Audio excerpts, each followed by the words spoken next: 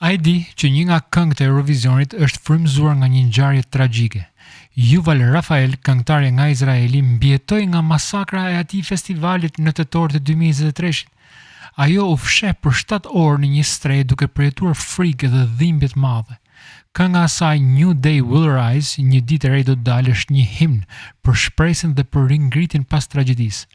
Ajo e shef performancën e saj si një homazh për ata që humbën jetën dhe një mesazh për forcën e njerëzit për të ecur përpara.